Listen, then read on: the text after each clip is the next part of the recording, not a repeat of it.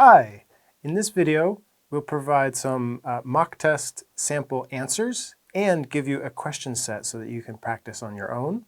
Those will be two separate videos, but they'll be easy to find, and we wish you good luck. What sports did you do when you were a kid? I played several sports when I was a kid: soccer, baseball, ice hockey, and for a few years, basketball. Many of my fondest memories of being a kid involve sports of one kind or another. What's your favorite sport and why? My favorite sport is baseball.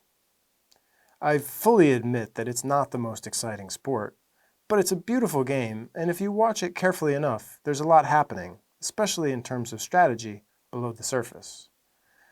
It was the first sport I watched or played, so my personal history keeps me interested, even many years later. Do you watch sports matches? Sometimes. Life seems to be getting faster and faster as I get older, so I don't watch nearly as much as I did when I was younger. But when a big event is on, I find a way to watch. And at least a few times a year, I make sure to see a live sporting event in my city. Are you a fan of any sports teams? Why? Yes, I support a few sports teams. These days I watch the KBO, which is Korea's professional baseball league, and I support the Kiwoom Heroes. I've always found that sports are more enjoyable if you have a team to root for.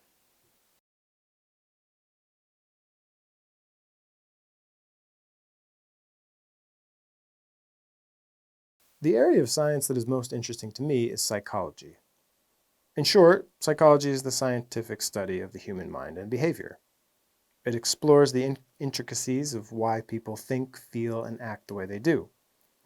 I became interested in this field when I was in university, and I took a few psychology elective courses. I initially enrolled in the course mostly because it fit with my schedule and met a requirement for my degree.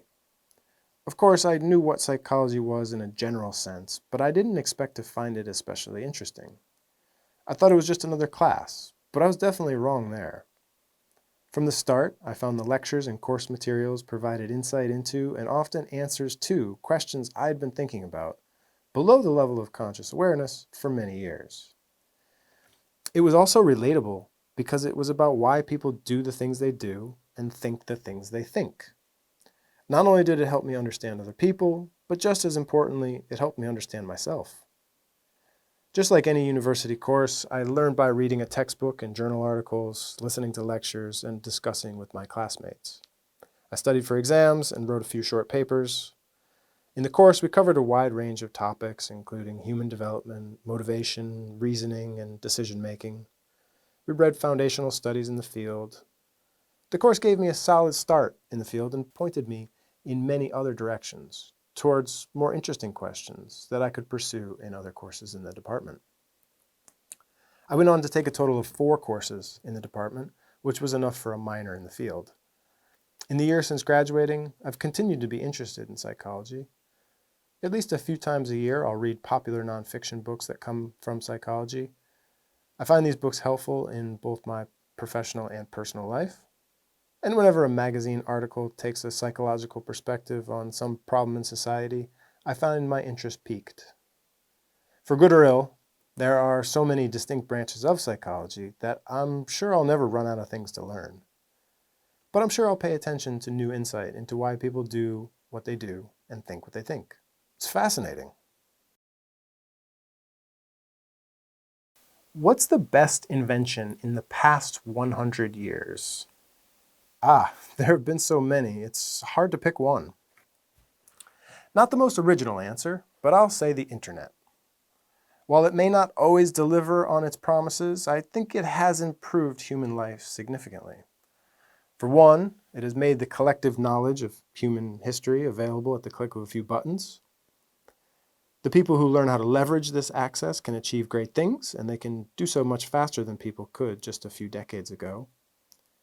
The internet has helped bring about and demonstrate how connected we are across the world. Finally, just like with knowledge, it has been a boon for entertainment. Any type of music, film, television, or literature is just a few clicks away. What's the influence of science on human life? Wow, it's hard to answer this question briefly. But to try, I would say that while there are no doubt cases where science is used for destructive or malicious purposes, I think in the vast majority of cases, it has improved life. It's had a positive impact. It has made it much easier to grow food, manufacture, and ship goods. Additionally, advances in medical science help us live for many decades longer than our ancestors. We have so much more knowledge about how the world works. If we can just use this knowledge to advance human flourishing, we have a bright future ahead of us. What can individuals do for scientific research? That's an interesting question. I would say that it depends on the individual. Not everyone's work or life will naturally require engagement with scientific research, so for many people, their role is quite limited. For people with the right mix of passion, curiosity, and skills, science offers a method of understanding and inquiring. The questions asked by science are often so large that they require input from many individuals, all of whom can contribute their small part to our understanding of how the world works.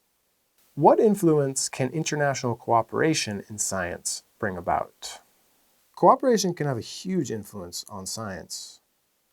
Most discoveries are the result of distinct teams of people working on difficult problems.